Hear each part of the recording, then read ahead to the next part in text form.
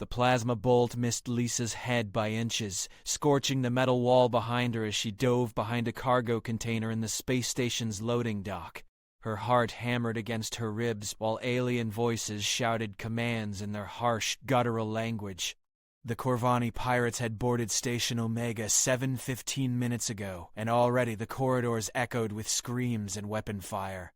Lisa pressed her back against the cold container, trying to steady her breathing. She was just a maintenance worker, not trained for combat situations like this. Her simple gray uniform offered no protection, and her tool belt felt pathetically inadequate against armed invaders. The pirates were hunting for valuable cargo and prisoners to sell in the Outer Rim slave markets. Another energy blast struck near her position, sending sparks cascading down from damaged electrical conduits overhead. The acrid smell of burned circuits filled the air. Lisa could hear heavy footsteps approaching her hiding spot, accompanied by the mechanical whir of alien breathing apparatus. She needed to move, but the open space between containers offered no cover. That's when she saw the girl. A young woman in an expensive-looking white dress huddled behind a nearby support beam, her dark hair disheveled and her eyes wide with terror. She couldn't have been more than 19, with delicate features that spoke of a sheltered life. Silver jewelry glinted at her neck and wrists, marking her as someone of wealth or status. Lisa had never seen her before on the station. 3 Corvani pirates rounded the corner, their reptilian faces twisted into predatory grins. They stood 7 feet tall, covered in dark green scales, with yellow eyes that could spot movement in near darkness. Energy rifles gleamed in their clawed hands. They had spotted the girl. Pretty little human, one of them hissed in broken standard, worth much credits in outer zones. The girl whimpered and tried to make herself smaller behind the beam, but it was useless. The pirates advanced, their weapons trained on her. Lisa saw the exact moment they would have a clear shot. Every survival instinct screamed at Lisa to stay hidden, to let someone else handle this nightmare. One person with no combat training against 3 heavily armed alien warriors, but something deeper than fear drove her forward. Lisa grabbed a plasma cutter from her tool belt and activated it, the bright blue flame roaring to life. Without giving herself time to think, she sprinted from cover toward the nearest pirate. The element of surprise gave her precious seconds. The first pirate turned just as Lisa's improvised weapon carved through his rifle, the severed pieces clattering to the deck. "Brian!" he roared in anger and swung a massive clawed fist at her head. Lisa ducked and rolled, the plasma cutter's flame catching his arm. The smell of burned flesh filled the air as he howled. The second pirate spun toward her, raising his weapon. Lisa hurled her heavy wrench with all her strength. It struck his temple with a wet crack, and he staggered backward, green blood streaming down his scaled face. The third pirate took aim at Lisa, but she was already moving. Years of working in tight maintenance shafts had made her quick and agile. She slid between his legs and came up behind him, the plasma cutter finding the gap in his armor plating near the neck. He dropped like a stone. The injured first pirate lunged at her with his good arm. Lisa sidestepped and brought the plasma cutter around in a wide arc. The alien warrior collapsed beside his companions. No longer a threat to anyone, Lisa stood panting among the fallen pirates, her hands shaking as the adrenaline began to fade. The plasma cutter felt impossibly heavy in her grip. She had never hurt anyone before today, but the alternative would have been watching an innocent girl dragged away to slavery. "Are you hurt?" Lisa asked, turning to check on the young woman. The girl emerged from behind the support beam, tears streaming down her face but otherwise unharmed. Up close, Lisa could see that her dress was made from expensive fabric and cut in the latest fashion from the inner colonies. Her jewelry was definitely real silver inlaid with precious stones. "I'm okay," the girl said, her voice soft but steady. "Thank you. I thought they were going to, I didn't know what they planned to do." "They're slavers," Lisa explained grimly. "They take people to sell in the lawless systems. You're safe now, but we need to get out of here. There are probably more of them on the station." The girl nodded, wiping her tears with the back of her hand. "I'm Catherine, by the way. Catherine Wells." "Lisa Martinez. I work maintenance here." Lisa picked up one of the alien rifles and checked its charge level. Still half full. She had never fired an energy weapon before, but it couldn't be much different from the plasma tools she used every day. Emergency lights bathed the corridor in red as the station's alarm system continued its urgent wailing. In the distance, they could hear more weapon fire and the harsh voices of additional pirates searching for victims. Catherine stayed close as Lisa led them through the maintenance passages she knew by heart. The girl moved with surprising grace despite her obvious fear, never complaining about the tight spaces or dim lighting. Her expensive shoes weren't designed for this kind of situation, but she kept up without slowing them down. "How many of them do you think there are?" Catherine asked as they paused at an intersection. "Hard to say. Pirates usually work in small groups, but they could have brought reinforcements." Lisa checked her scanner for other life signs. "Station security should be responding soon, but we can't count on that." They emerged into the main corridor near the civilian quarters, but the area was eerily quiet. Too quiet. Lisa's maintenance experience had taught her to trust her instincts, and right now they were screaming danger. A shadow moved near the far end of the hallway. Another plasma bolt sizzled past them, and Lisa shoved Catherine toward the nearest doorway as more pirates appeared. Their hunt was far from over. The door sealed behind them with a soft hiss as Lisa and Catherine tumbled into what appeared to be someone's private quarters. Lisa immediately moved to barricade the entrance with furniture while Catherine caught her breath. "They followed us," Catherine whispered, unnecessary since the sound of clawed feet scraping against metal in the corridor outside made that obvious. Lisa nodded grimly and checked the energy rifle she had taken from the fallen pirate. The weapon felt awkward in her hands, heavier than her plasma tools but designed for similar energy discharge principles. She found the safety mechanism and power settings by feel, grateful for her technical background. "Is there another way out?" Catherine asked, examining the small living space with intelligent eyes that took in every detail. "Service vent in the ceiling," Lisa replied, pointing to a maintenance access panel above the sleeping area. "But it leads to the central processing unit. If the pirates have taken engineering, we'll be trapped." Something heavy struck the door from outside. The reinforced metal held, but Lisa could see stress fractures beginning to appear around the locking mechanism. They had maybe 2 minutes before their pursuers broke through.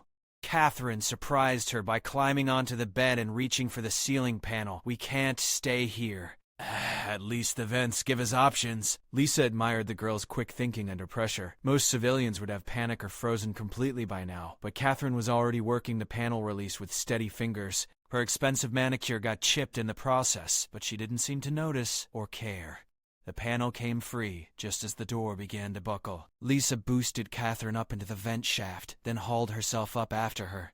She replaced the panel just as their temporary shelter exploded inward. Alien voices filled the room below as the pirates searched for their hiding spot. Lisa and Catherine crawled through the narrow maintenance tunnel as quietly as possible, following the route Lisa had memorized during countless repair calls. The ventilation system connected every section of the station, but most of the passages were barely wide enough for an adult human.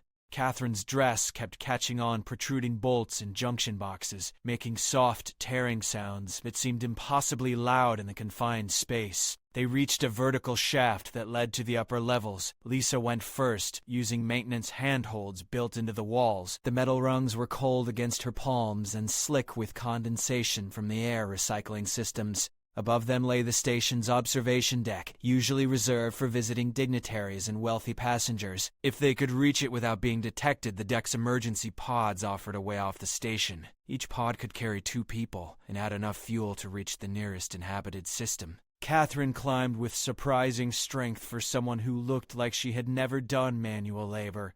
Her breathing remained controlled and quiet despite the physical exertion. Whatever her background, she was tougher than her appearance suggested. They emerged into a storage area filled with cleaning supplies and spare equipment. Baying through the transparent walls, Lisa could see the observation deck's main chamber beyond, the view of stars and the nearby planet Kepler. 442b would have been beautiful under different circumstances. Now the space was occupied by more Corvani pirates. Lisa counted at least 6 of them, all armed and alert. They had positioned themselves strategically around the room, covering all the normal entrance points. Their leader, distinguished by more elaborate armor and additional scars, studied a holographic display showing the station's layout. "Search pattern Gamma," the leader commanded in heavily accented standard. Find the valuable ones. Leave the workers for processing. Catherine went very still beside Lisa. Something about the pirate's words seemed to affect her more than expected. Lisa glanced at her companion and noticed how the girl's hands had clenched into fists. "What is it?" Lisa whispered. "Nothing. Just scared." But Catherine's expression suggested something more than fear. There was anger there, and a kind of recognition that Lisa didn't understand. The pirates began spreading out through the observation deck, checking every potential hiding spot. Their systematic approach suggested military training rather than random criminal activity. These weren't ordinary raiders looking for quick profits. Lisa studied their equipment more carefully.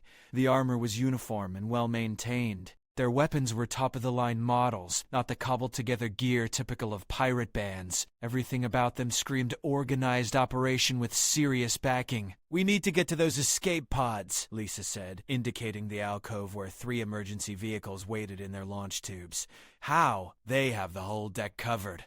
Lisa considered their options. The direct approach was suicide against 6 trained warriors, but the maintenance systems offered other possibilities. She had worked on the observation deck's environmental controls just last week.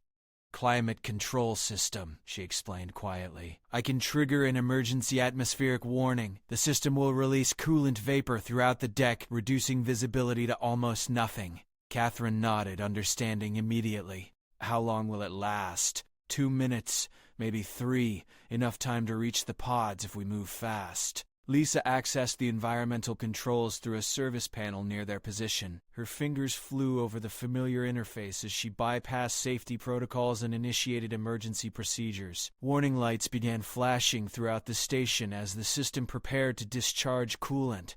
The pirates noticed the alerts immediately. Their leader barked orders in his native tongue, positioning his team for potential threats from multiple directions. Dense white vapor erupted from vents throughout the observation deck. Visibility dropped to barely 3 feet as the coolant cloud spread rapidly through the enclosed space. The aliens had superior senses, but the vapor would interfere with their heat vision and scent tracking. "Now," Lisa whispered. They moved through the storage area and into the main chamber, staying low and following the wall. The sound of confused alien voices filled the air as the pirates tried to maintain formation in the artificial fog.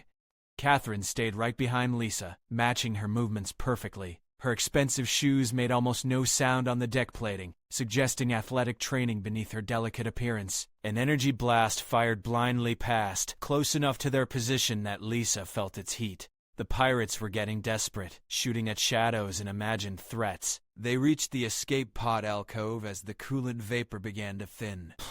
Lisa activated the launch sequence for the nearest pod while Catherine sealed the entry hatch behind them. "Stop them!" the alien leader roared as he spotted their movement through the clearing air.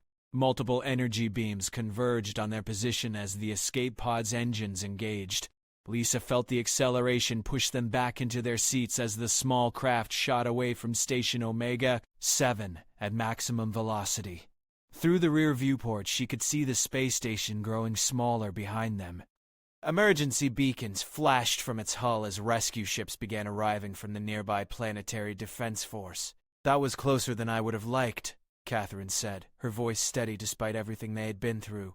Lisa piloted their escape pod toward the approaching rescue vessels, finally allowing herself to believe they had survived, but questions were beginning to form in her mind about her mysterious companion. Catherine Wells carried herself like nobility, had remained calm under extreme pressure, and seemed to know more about the pirates than she was letting on. Her expensive clothing and jewelry suggested connections to the inner colony's elite circles.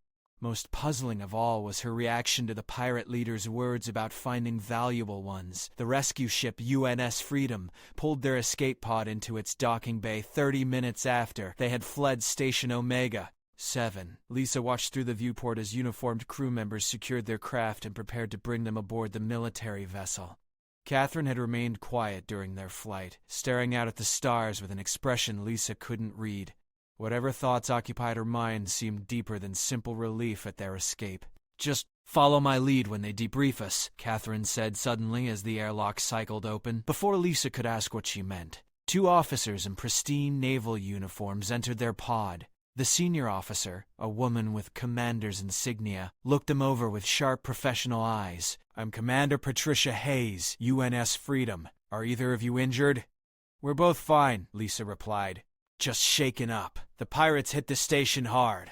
We have medical staff standing by regardless." Commander Hayes gestured for them to follow her through the airlock. "We'll need complete debriefings about what you witnessed." The Freedom's corridors were everything Station Omega 7's weren't. Clean, efficient, and humming with disciplined military activity. Crew members moved with purpose. Their uniforms and equipment maintained to regulation standards.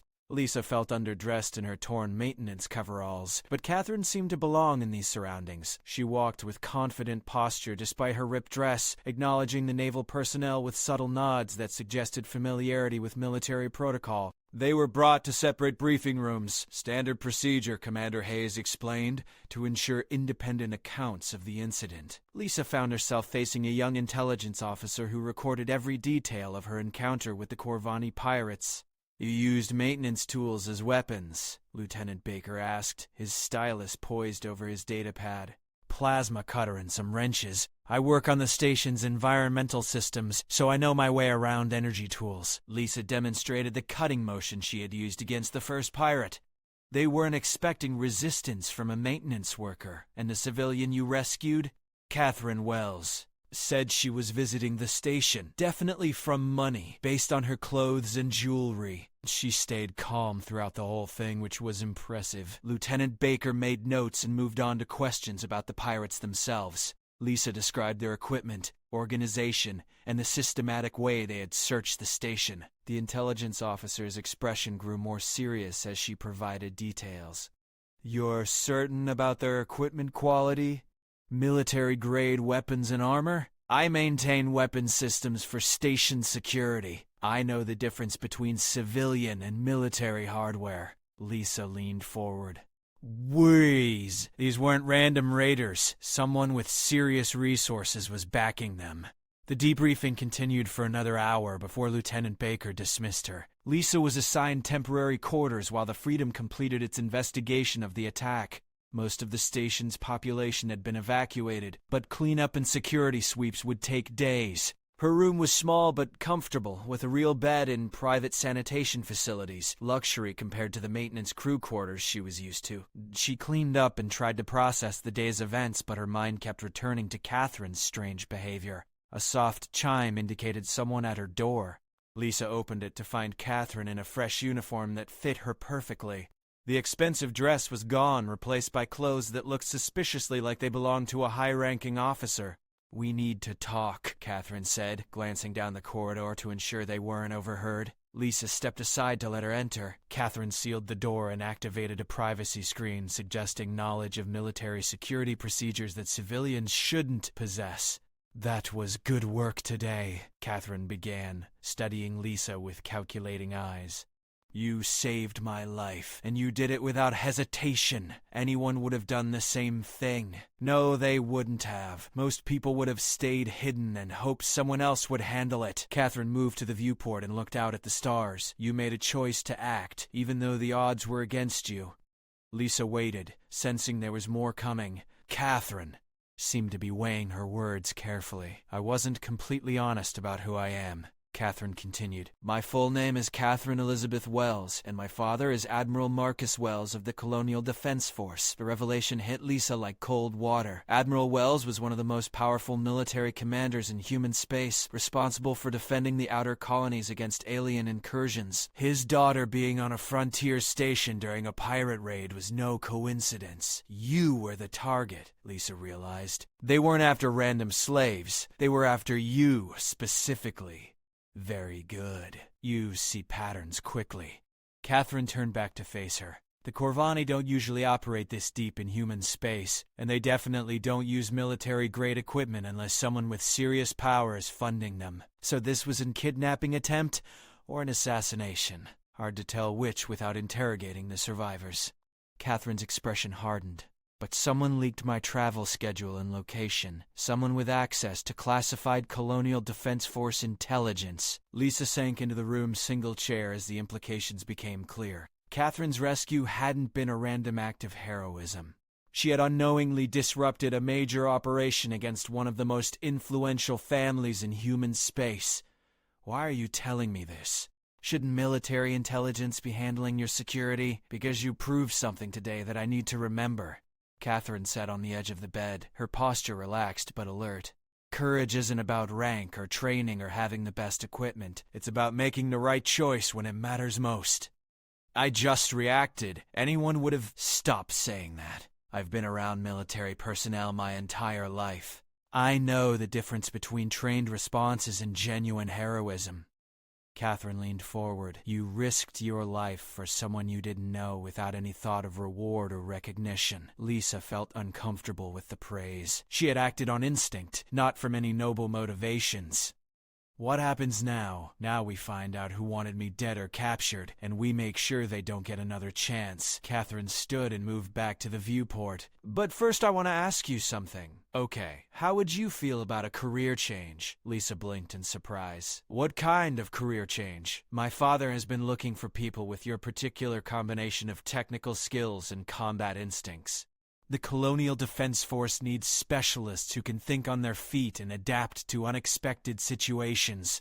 You're offering me a military position? I'm offering you a chance to make a difference on a larger scale. The pirates who attacked the station today are part of a bigger threat. Someone is organizing alien criminal organizations against human colonies, providing them with weapons and intelligence they shouldn't have access to. Catherine turned back to face Lisa, her expression serious but hopeful. We need people who can see through deception, who won't back down when innocent lives are at stake, and who understand how things really work rather than how they're supposed to work, according to regulations. Lisa considered the offer. Her life on Station Omega 7 had been simple but unfulfilling. Maintenance work paid the bills but didn't challenge her or give her a sense of purpose. Today's events had awakened something inside her that she didn't want to let go dormant again. What would I be doing exactly? Intelligence analysis, technical assessment, and occasionally field work when situations require someone with your particular skill set. Catherine smiled for the first time since their escape. Plus, you'd be working directly with my father's staff. Admiral Wells values people who prove themselves under pressure. 3 days later, Lisa found herself aboard the UNS Valiant, flagship of Admiral Marcus Wells' task force. The massive battlecruiser was everything she had expected from legendary stories, but seeing it in person was overwhelming. The ship stretched nearly 2 kilometers from bow to stern, bristling with defensive systems and sensor arrays. Its hangar bays could accommodate entire squadrons of fighters, and its main guns could crack a moon if necessary. This was power on a scale that dwarfed anything Lisa had ever experienced. Admiral Wells received her in his private office, a surprisingly modest space considering his rank and influence. He was a tall man with graying hair and intense blue eyes that seemed to evaluate everything around him with tactical precision. Ms. Martinez, he said, rising from behind his desk to shake her hand. Catherine has told me about your actions on Station Omega 7. Impressive work. Thank you, sir. I just did what seemed right at the time. Exactly what I like to hear. The Admiral gestured for her to sit across from him. Too many people in this business overthink everything. Sometimes the right action is the obvious one, even if it's dangerous. Lisa settled into the chair, acutely aware that she was probably the first maintenance worker ever invited to speak privately with one of the Colonial Defense Force's most senior commanders. Catherine also mentioned that you noticed details about the pirates' equipment and organization that our intelligence people missed initially, Admiral Wells continued. Your technical background gave you insights that pure military training might have overlooked. The weapons were definitely military issue, and their tactical discipline was too good for a random pirate band. Someone trained them specifically for this operation. Agreed. We've been tracking similar attacks across the outer colonies for 6 months. Always the same pattern. Superior equipment, inside information, and targets connected to Colonial Defense Force families or facilities. Admiral Wells activated a holographic display showing star charts with marked incident locations. The pattern formed a rough circle around Earth and the inner colonies, as if someone was testing defenses and gathering intelligence. We believe someone within our own organization is coordinating these attacks, the Admiral explained. But conventional investigation methods haven't identified the source. We need people who can think differently, who bring outside perspectives to the problem. Lisa studied the display, noting how the attacks had gradually moved closer to major population centers. It looks like they're probing for weaknesses before launching something bigger. My assessment as well. Which brings me to my offer. Admiral Wells leaned back in his chair. I'm forming a special task force to investigate this conspiracy. Mixed military and civilian personnel, operating with broad authority to pursue leads wherever they take us. And you want me? Because I'm not part of the regular military structure? Partly, yes. But also because you've proven capable of decisive action under pressure, and you have technical skills our investigation teams lack. The Admiral's expression became more personal. Most importantly, you saved my daughter's life without knowing who she was. That suggests character that can't be trained or faked. Lisa felt the weight of the offer settling on her shoulders. This was opportunity beyond anything she had imagined, but it also meant leaving behind the simple life she had known. What happened to the pirates we captured? She asked. 2 died during the station evacuation. The survivor is being interrogated by our intelligence specialists, but he hasn't provided useful information yet. Admiral Wells paused. Kurvani culture values death before dishonor, so breaking their resistance requires time and expertise. Have you considered that he might not know anything useful? If this is a compartmentalized operation, foot soldiers wouldn't have access to high-level planning. Admiral Wells nodded approvingly. Another excellent point. You're already thinking like an intelligence analyst? The door chimed softly, and Catherine entered wearing a crisp naval uniform with lieutenant's insignia. She had traded her civilian clothes for military service, looking completely natural in her new role. Father, we've received updates from the investigation team on Station Omega 7, she reported formally, then relaxed slightly. And I wanted to see if Lisa had made her decision. Lisa looked between father and daughter, seeing the family resemblance in their shared intensity and purpose. These were people who had devoted their lives to protecting humanity from threats most civilians never knew existed. I'll do it, Lisa said. When do we start? Admiral Wells smiled. The first genuine warmth she had seen from him. Immediately. Catherine will be your partner for this assignment. She has intelligence training and knows the military side of our operations. And I already know you can handle yourself in a crisis, Catherine added. Plus, we work well together. Your first assignment is to investigate the intelligence leak that compromised Catherine's travel schedule, Admiral Wells explained, sliding a datapad across his desk. Someone with high-level clearance provided detailed information about her movements to hostile forces. Lisa accepted the pad and quickly scanned its contents. Personnel files, communication logs, and security reports from the weeks leading up to the station attack. The amount of classified information was staggering. This level of access suggests someone very close to your personal staff, Lisa observed. Exactly what concerns me. The potential suspects include people I've worked with for years, people I trust with my life and the lives of my family. We'll find them, Catherine said quietly. Whoever sold out their colleagues and tried to get me killed, we'll find them and make them answer for it. Admiral Wells stood, signaling the end of the meeting. I'm placing both of you under Colonel Harrison's direct command. He runs our counterintelligence operations and has full authority to pursue this investigation through any channels necessary. Lisa rose as well, still processing the rapid changes in her life. 3 days ago, she had been a maintenance worker on a frontier station. Now she was part of a classified military investigation with access to some of the Colonial Defense Force's most sensitive intelligence. One more thing, Admiral Wells said as they reached the door. This conspiracy goes deeper than just pirate raids. We have evidence suggesting coordination with hostile alien governments, possibly even preparation for larger military action against human space. The revelation sent chills down Lisa's spine. The attack on Station Omega 7 hadn't been an isolated incident, but part of something much more dangerous. How much time do we have? Catherine asked. Unknown. Could be months, could be weeks. Which is why I need people who can work quickly and think creatively. Admiral Wells looked directly at Lisa. Your insight about the Pirates organization was correct. This is the beginning of something much bigger than random attacks. Lisa nodded, accepting the weight of responsibility settling on her shoulders. Whatever came next, she was committed to seeing it through. The future of human space might depend on it. Colonel Harrison turned out to be a compact man with sharp eyes and the bearing of someone accustomed to dealing with complex problems. His office aboard the UNS Valiant was filled with displays showing intelligence reports from across human territory. "Wells and Martinez," he said, not looking up from his analysis of recent pirate activities. "Your timing is excellent. We've identified 3 more potential targets for similar attacks." Lisa settled into one of the chairs facing his desk while Catherine took the other. The colonel finally looked up, studying Lisa with the same evaluating gaze she had come to expect from military personnel.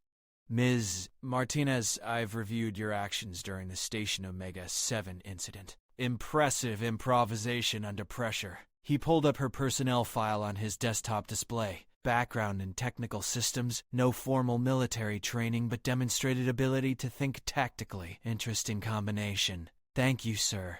"Don't thank me yet. This assignment is going to test every skill you possess and probably some you don't know you have." Colonel Harrison activated a larger holographic display showing star charts and personnel files. "We're not just hunting pirates, we're hunting traitors within our own organization." The display showed 3 potential suspects, all with access to the intelligence that had compromised Catherine's location. Lisa recognized none of them, but their service records were impressive. Long careers, commendations, trusted positions. Commander Patricia Hayes, who rescued you from your escape pod, Colonel Harrison explained, highlighting the first file. She had access to Catherine's travel schedule through fleet coordination protocols. Lisa remembered the woman's professional demeanor and sharp questions during their rescue. She seemed completely legitimate. The best traders always do. Next, Colonel David Park, Intelligence Coordinator for Outer Colony Operations. His department processes all high-level travel advisories. The second file showed a man in his 50s with decades of service in various intelligence roles. His record included successful operations against hostile alien activities. Finally, Captain Jennifer Stone, Admiral Wells's personal aide. She handles his schedule, communications, and classified briefings. The third suspect was younger, maybe 40, with an exemplary record and commendations for loyalty and discretion. The idea that any of these people could be responsible for the attack seemed impossible. "How do we investigate them without alerting them to our suspicions?" Catherine asked. "Very carefully. Each suspect has legitimate reasons to access the intelligence in question, and each has the training to detect surveillance attempts." Colonel Harrison leaned back in his chair. "We need evidence of direct communication with hostile forces, financial irregularities or behavioral changes that suggest divided loyalties." Lisa studied the files more carefully, noting details about each suspect's background and current assignments. "Commander Hayes is currently investigating the Station Omega-7 attack. Wouldn't that put her in a perfect position to cover up her own involvement?" "Exactly the kind of thinking I need from you," Colonel Harrison replied approvingly. She volunteered for the investigation assignment, which could indicate either dedication or self-preservation. "What about the others?" Colonel Park has been requesting additional intelligence on Corvani activities in his sector, claiming it's for defensive planning. Captain Stone has been working extended hours lately, accessing files outside her normal duties. Catherine frowned at the implications. All of them are behaving suspiciously, but any of those behaviors could have innocent explanations, which is why we need hard evidence. I'm assigning you both to work undercover within the investigation team. Colonel Harrison handed them each a datapad with their new credentials. "Martinez, you're now a technical consultant analyzing pirate equipment and tactics. Wells, you're coordinating intelligence liaison between departments." Lisa looked at her temporary identification. The credentials looked completely authentic, backed by service records that suggested years of experience in fields she had never worked in. "This will put us in close contact with all 3 suspects," she realized, "and give you access to their communications, work patterns, and personal interactions. But remember, if one of them is our traitor, they'll be watching for exactly this kind of investigation. So we watch them without seeming to watch them," Catherine said. "Gather information while appearing to focus on our official duties." "Precisely." Your cover story is that Admiral Wells wants independent analysis of the pirate threat, separate from existing intelligence channels. That explains why you're examining the same information from different angles. Colonel Harrison stood and moved to a secured file cabinet. He retrieved 3 sealed envelopes and placed them on his desk. Background files on each suspect, including personal information not in their official records, family connections, financial situations, psychological profiles. Study them carefully, but don't keep the physical copies. Everything is memorized only. Lisa picked up the envelope marked with Commander Hayes' name. The weight of it suggested extensive documentation inside. How deep does this investigation go? As deep as necessary. If we're right about a larger conspiracy, these attacks are preparation for something much worse. Whoever is coordinating them has been planning this for months, possibly years. And if we're wrong, if these attacks really are just random pirate activity, then we've wasted time and resources investigating loyal officers. But the alternative is ignoring a threat that could cost thousands of lives. Colonel Harrison's expression was grim. I'd rather investigate innocent people than let guilty ones continue their work. Catherine opened her envelope and quickly scanned the contents. When do we start? Tomorrow morning. You'll be joining the task force investigating recent pirate activities. Your job is to identify patterns and connections that might reveal the source of inside information. What about ongoing security for Catherine? Lisa asked. If someone already tried to kill her once, I'll be fine. The best protection is finding the person responsible and stopping them. Catherine sealed her envelope again. Besides, now they think I'm dead or captured. They won't be expecting me to appear in an active investigation. Colonel Harrison nodded agreement. Your apparent survival will actually work in our favor. The traitor will be nervous, wondering what you know and what you might have told us about the attack. Lisa absorbed this strategy, recognizing the logic but not liking the risks involved. Using Catherine as bait felt dangerous, especially given how close the first attempt had come to succeeding. Are there other teams investigating different aspects of this? She asked. Several. We're approaching this from multiple angles simultaneously. Financial analysis, communications monitoring, behavioral assessment, and direct surveillance when possible. Colonel Harrison returned to his desk. Your team focuses on the intelligence leaks specifically. And if we find our traitor, then we find out who they're working for and what they're really planning. This conspiracy goes beyond simple piracy, and we need to understand its full scope before it's too late to stop it. Lisa looked at the sealed envelopes on the desk, each containing secrets about people who had devoted their careers to protecting humanity. Tomorrow, she would begin investigating heroes as potential traitors.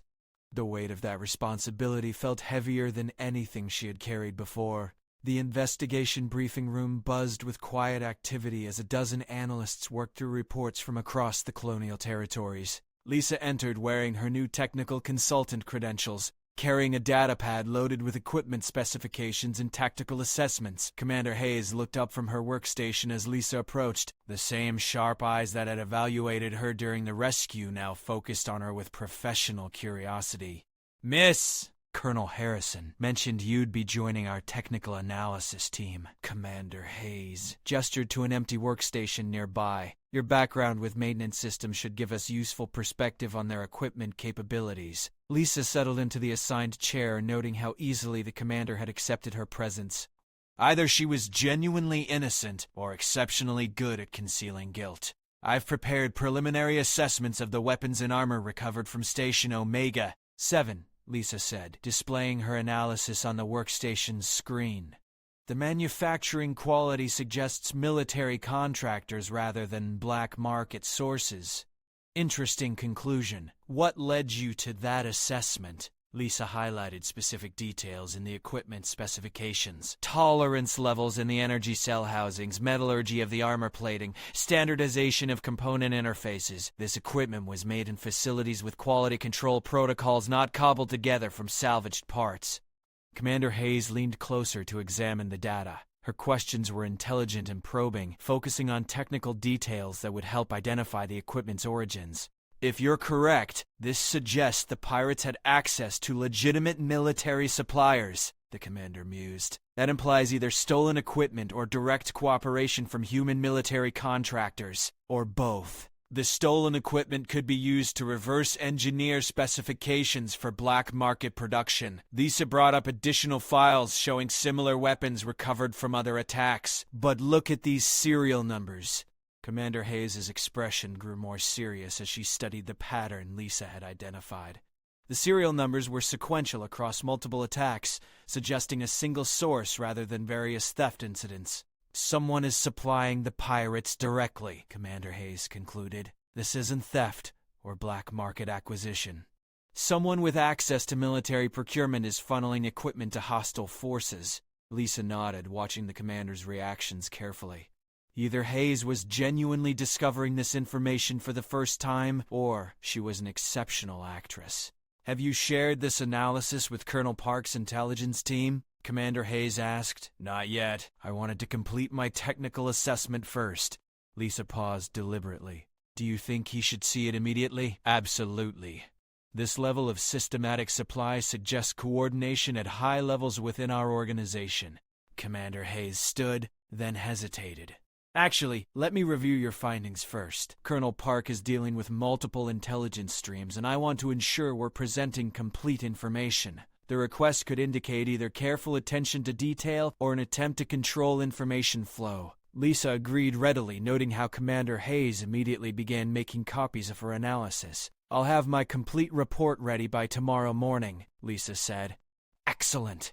This could be the breakthrough we need to identify their supply chain. Lisa spent the rest of the day working through equipment specifications while observing the investigation team's dynamics. Commander Hayes worked efficiently, coordinating between different analysis groups and maintaining overview of the entire operation. Nothing in her behavior suggested deception or hidden agendas. Late in the afternoon, Catherine arrived, carrying intelligence summaries from various departments. She moved through the room with the confidence of someone accustomed to military environments, greeting staff members with professional courtesy. Any interesting developments? Catherine asked, settling at the workstation next to Lisa's. Possibly. I've identified systematic patterns in the pirates' equipment that suggest direct military supply rather than theft or black market acquisition. Lisa showed Catherine the same analysis she had shared with Commander Hayes earlier. Catherine studied the data with obvious intelligence, asking questions that demonstrated understanding of both technical specifications and intelligence implications. This is significant. Have you determined the procurement source? Still working on that. The serial number pattern suggests Federal Armaments Corporation, but I need to cross-reference with official purchasing records to confirm. I can help with that. My liaison position gives me access to procurement databases. Catherine activated her own workstation and began querying classified purchasing systems. Colonel Park appeared at Lisa's shoulder, having approached without her noticing. The man moved with surprising quiet for someone of his size. Ms. Martinez, I understand you've identified equipment patterns that might help us trace the pirates' supply sources, he said, his voice carefully neutral. Yes, sir. Commander Hayes suggested I should share my findings with your intelligence team. Excellent. My office in 1 hour, if that works for you. Colonel Park glanced at Catherine's workstation. Lieutenant Wells, perhaps you could join us as well. Your coordination role might help us identify administrative connections we've missed. After Colonel Park left, Catherine leaned closer to Lisa's workstation. He seemed very interested in your findings, she murmured quietly. Could be normal professional interest, or could be concern about what I've discovered. Lisa saved her work and secured her files. We'll know more after the meeting. The hour passed quickly as Lisa refined her analysis and prepared presentation materials. Her technical background made the equipment assessment straightforward, but the implications for internal security were more complex. Colonel Park's office was larger than Colonel Harrison's, filled with intelligence displays and secure communication equipment.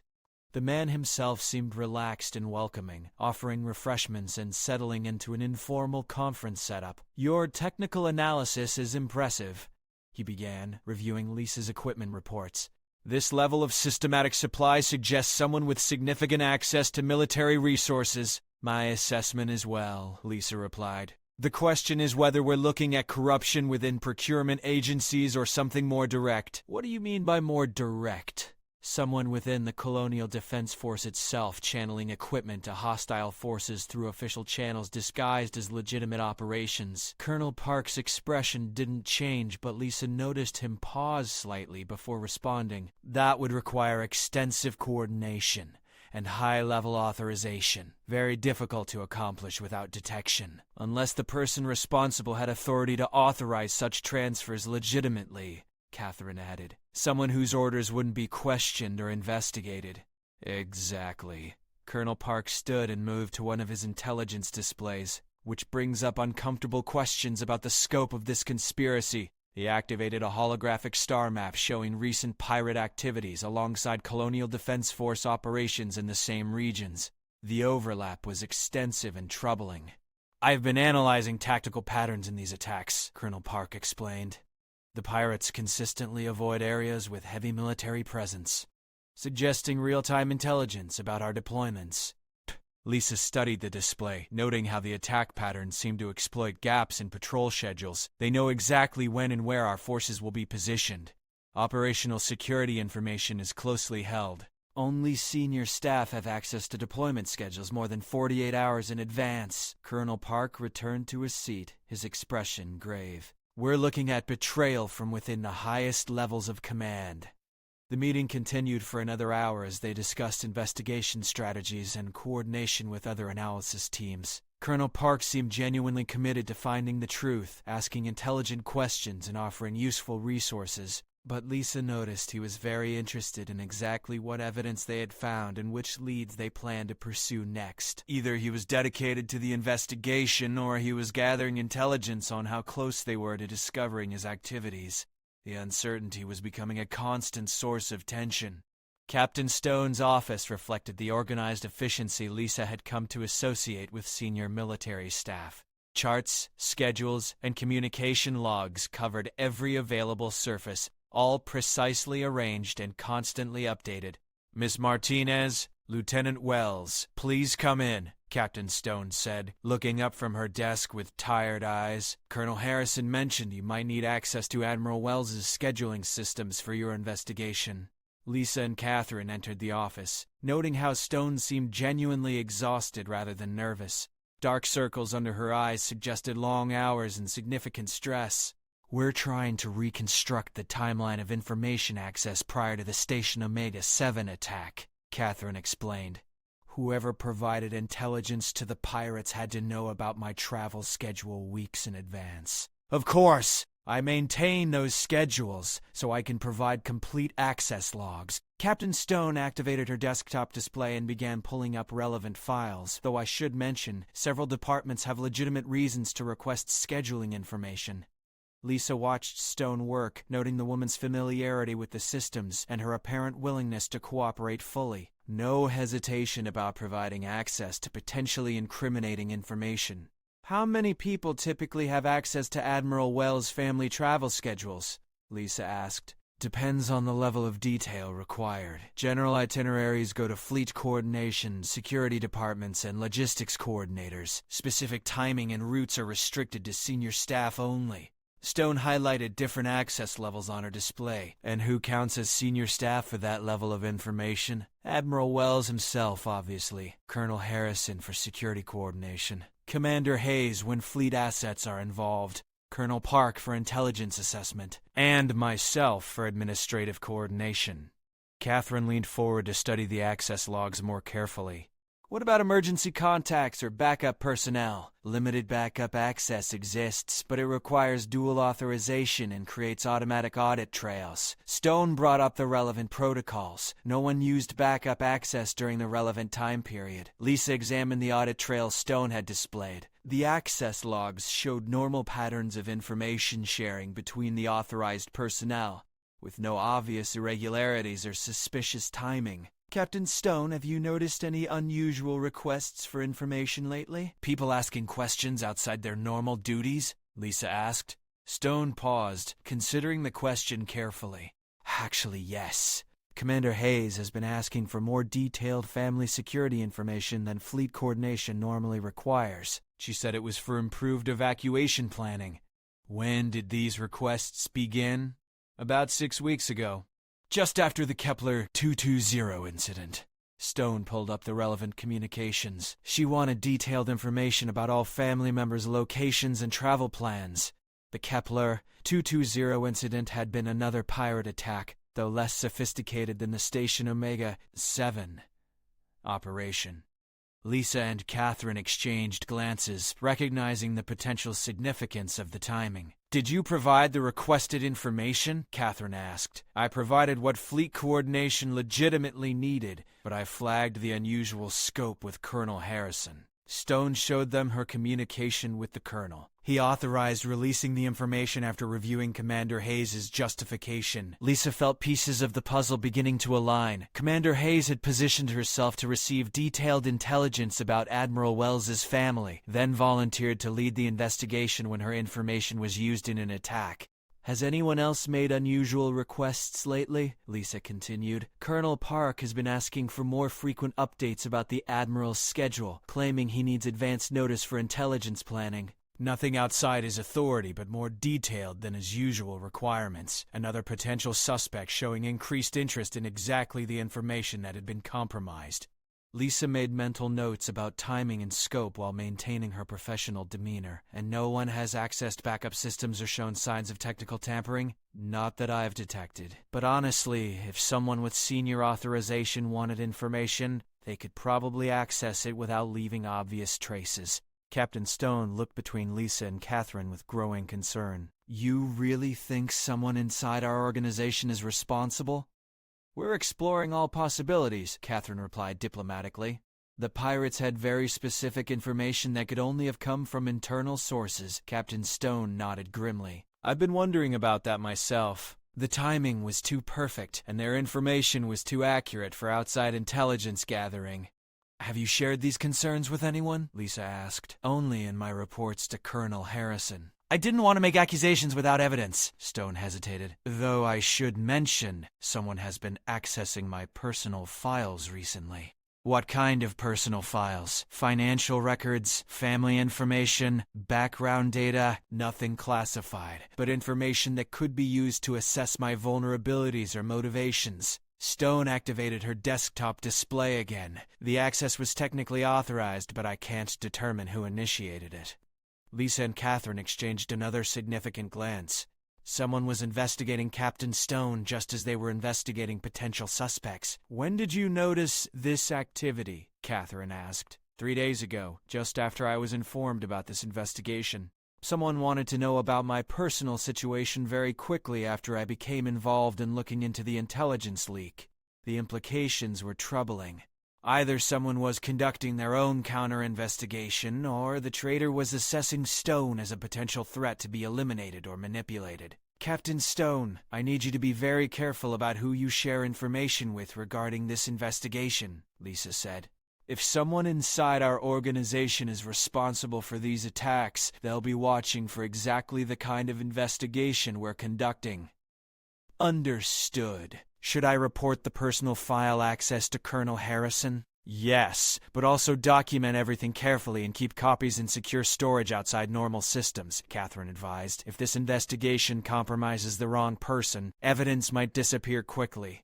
They spent another 30 minutes reviewing scheduling systems and access protocols before leaving Stone's office. Lisa felt they had gathered useful information, but the picture was becoming more complex rather than clearer. In the corridor outside, Catherine spoke quietly. "2 of our 3 suspects are showing suspicious behavior, but Stone seems genuinely cooperative and concerned.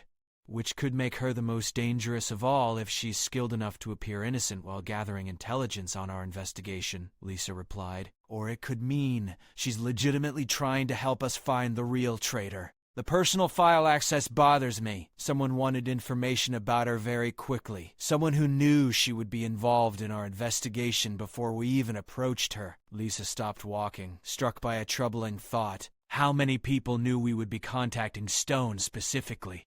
Catherine considered the question. "Colonel Harrison, obviously. My father. Possibly whoever Colonel Harrison coordinates with for investigation planning. So if someone started investigating Stone immediately after our investigation began, they had to have advanced knowledge of our approach." Lisa resumed walking, her mind working through implications. That suggests the traitor has access to Harrison's planning or communications, or Harrison himself is compromised. The possibility sent chills through Lisa. Colonel Harrison was coordinating their entire investigation. If he was working with the enemy, then everything they had discovered could already be known to hostile forces. We need to be very careful about what information we share and how we share it, Lisa said. Until we know the scope of this conspiracy, we can't trust normal communication channels. They reached Catherine's quarters, where they could speak more privately about their findings. The room was larger than Lisa's temporary assignment, reflecting Catherine's status as Admiral Wells' daughter, but still functionally military in its furnishings. "Do you think we should contact my father directly?" Catherine asked, sealing the door and activating privacy screens. "Not yet.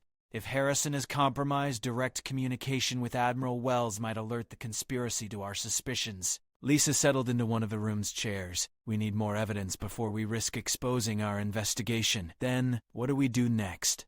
Lisa considered their options. They had identified suspicious behavior from 2 potential suspects, but no definitive evidence of betrayal. Stone appeared cooperative but could be deceptive. Harrison might be compromised or might be their only reliable ally. "We set a trap," Lisa decided. "We provide different information to each suspect and see which version reaches hostile forces." Catherine smiled grimly. "Bait them into revealing themselves, I like it. But we'll only get one chance. Once they realize what we're doing, they'll either eliminate us or disappear completely. Then we better make sure our trap works perfectly.